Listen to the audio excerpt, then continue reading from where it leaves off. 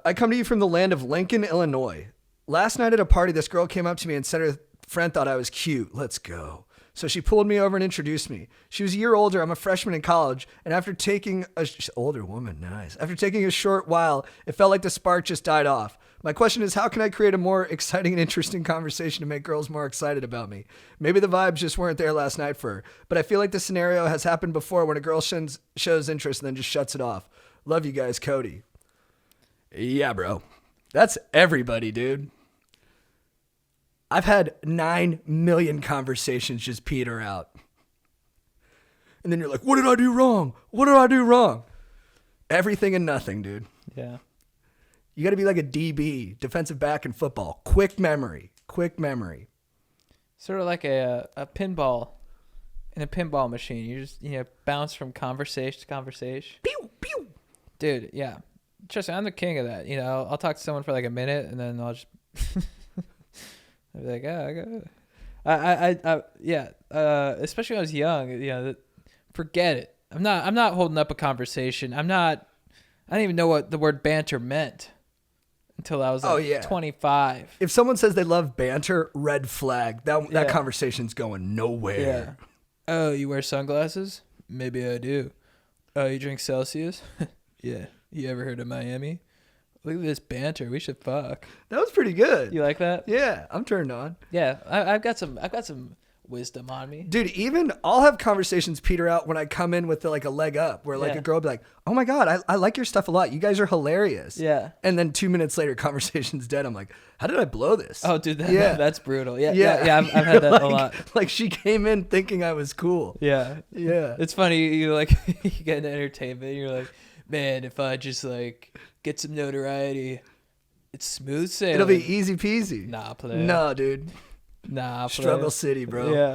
Yeah. I almost put more pressure on myself, if I'm I haven't done I've been in a relationship for 2.5 But dude, years, even in a relationship, I would struggle with it with my girlfriend sometimes, Yeah. Yeah, you're like, how come I can't bring the magic in here? Yeah. Yeah, God, come on. Yeah. We had 100,000 views. Yeah. Shouldn't that be enough? Yeah, it's not. It's not. That's the whole ego thing. It's you're like, yeah, if I just get this Volcom shirt, conversations are gonna flow.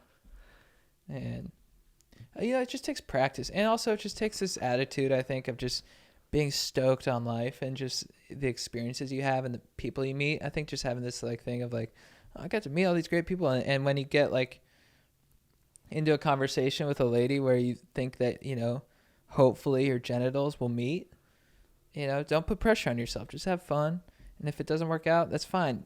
You get hit by a bumper to a cool dude, and then maybe you guys talk about that crazy bowling guy, and then you find another lady and you engage in sweet banter, and then you guys bone. That's awesome. That's life.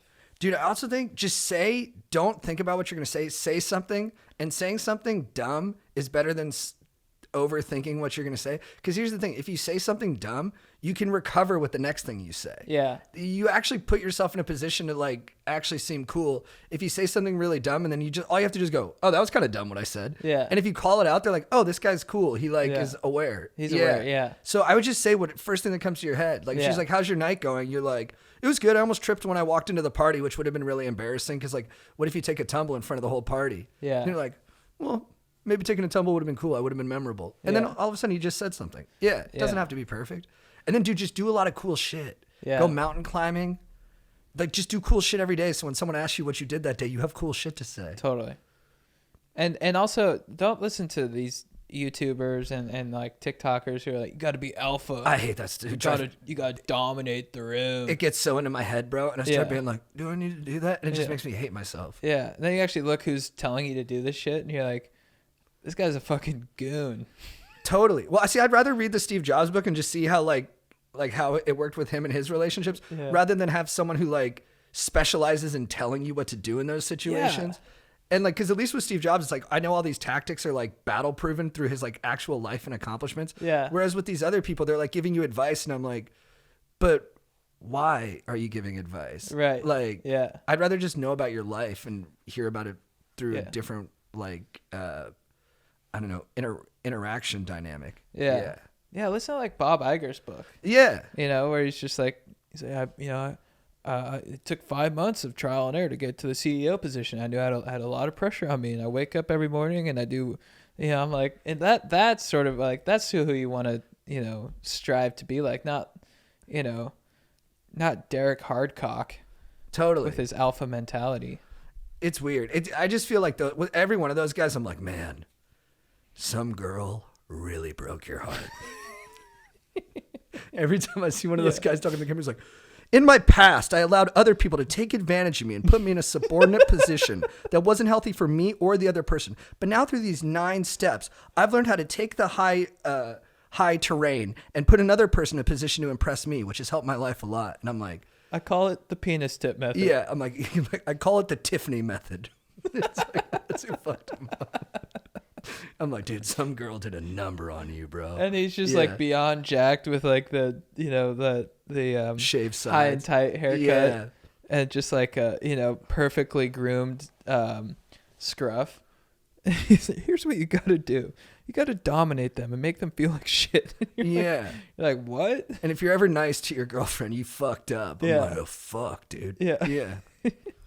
I was thinking about that too with like simping, and I was like, because I hate all that stuff, but it does get to me, and I'm like, you know what? Just simp until someone gives you a reason not to. Yeah. Just be nice until you have, and then, don't keep doing something if someone's not being nice back. But like, I don't know, it seems like because dude, like even being back on these apps, like I was trying to be like kind of a dick, I was like trying to be like cool. And then when that bombs, that feels extra shitty. Yeah. When you're nice and it fails, you're like, oh, that was nice. Yeah. But when you're a dick and it fails, you're like, oh God. Yeah. Because then you want to mess with me and be like, that's not really me. Yeah, you want to apologize. You're like, I'm sorry I was a dick there. I was trying to be flirty. Yeah, I was using the Tiffany method. I'm so sorry. Whereas if you're nice, you're just kind of like, oh, some things don't work. And then you almost think the other person, you're like, it's a bummer that person couldn't appreciate kindness. Yeah. It's just easier. For 19 years of my life, I was in the friend zone because I was a bitch. And here's the thing. I discovered... I suffered for 19 years in the friend zone. The guys who are like, and now I'm having sex every day of my life. And you're like, no, you're not. Dude, I met, Marisi had some people over. I didn't meet, I'm friends with this person, but there was someone there who did casting for a pickup artist show in like Las Vegas. And she learned all these methods from the pickup artists about how to like socially engineer situations. Yeah. Because she wanted help at her job and stuff. And then so... it was like really interesting to hear about. Like this was like the only tactic she like revealed to us was that like if you see somebody that you want to talk to, beckon them over to you because it puts. I guess I'm doing all this fucking pickup artist shit that I just said I hated, but like I was interested. And then she's like, beckon them over to you because then they're at a disadvantage because then they have to think about what they're gonna say to you. Yeah. And I was like, I guess that makes sense. But then the whole time I was like, wait, are you doing tricks on me right now while we talk? It made it hard for me to relax after a while. I was like. I don't know. I just think once you commit to that stuff, you're committing to seeing the world as a constant power struggle between people. Yeah. And like, I definitely have an overstimulated sense of that, but is that how I really want to think about things when I walk into a room? No. You don't want to use tricks. No. And you don't want to feel like everything's a transaction that you can win. Yeah. That's I mean, sometimes, it's good to have that gear, but let's not live there. Yeah. You know what I mean? I think especially in social situations, if you're having fun, people are attracted to fun. They're attracted to stoke, They're attracted to that energy. It's all energy. I think if you have good energy about you, that's all you need. There's people who like always get invited on like trips, you know what I mean? Yeah. And it's just because they're good hangs. Yeah. You know what I mean? Yeah. Strider. Every time you touch a Strider, you're like, what are you up to? He's like, oh, I'm going courtside to the Lakers. My buddy Billy's bringing me. Yeah. I'm like, dude. Yeah. Because you're just the best guy to have around. Now